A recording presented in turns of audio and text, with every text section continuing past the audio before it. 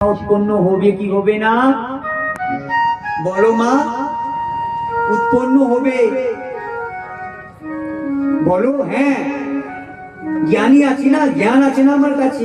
যদি আমার কাছে জ্ঞান আছে তো মায়াকে দেখে আমার জ্ঞানটা হারিয়ে ফেলবো মায়া কাজ করবে না জ্ঞান কাজ করবে না ভালো করে শুনো তুমি নিজেকে জ্ঞানী কোনোদিন বলবে না হরে কৃষ্ণ কোনোদিন জ্ঞানী বলো না কি আমি জ্ঞানী আছি তোমার জ্ঞানী তোমার জ্ঞানের মধ্যে চলে যাবে বলো রাধে রাধে হ্যাঁ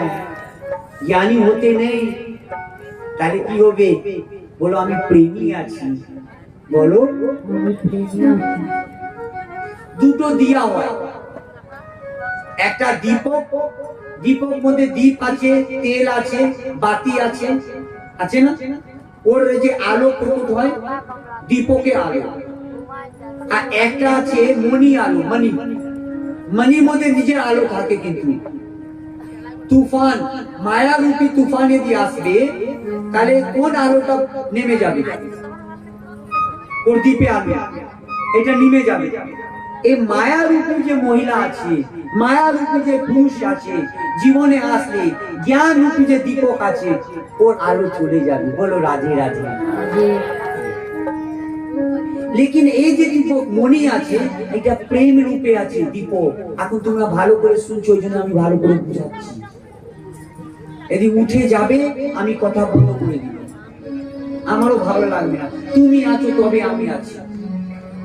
তুমি না তো আমিও না কে বলছে কৃষ্ণ বলছে কাকে ভক্তকে বলছে ভক্ত আমার মাতা পিতা আর ভক্ত আমার প্রাণ ভক্ত ছাড়া আমি আর কিছু দেখি না মা জ্ঞানী হতে নেই প্রেমী হবে কৃষ্ণ তোমাকে দেখবেন জ্ঞানী হলে কৃষ্ণ দেখেন না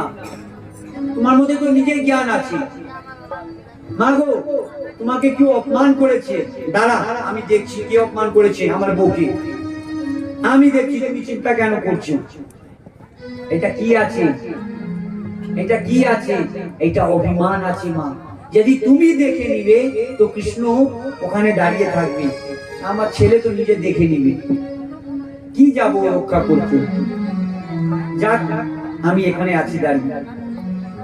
মা ভক্ত কোনোদিন এটা বলে না ভক্ত বলে হে প্রভু হে কৃষ্ণ তুমি আমাকে অপমান দিলে না তুমি এবার বুঝো তুমি তো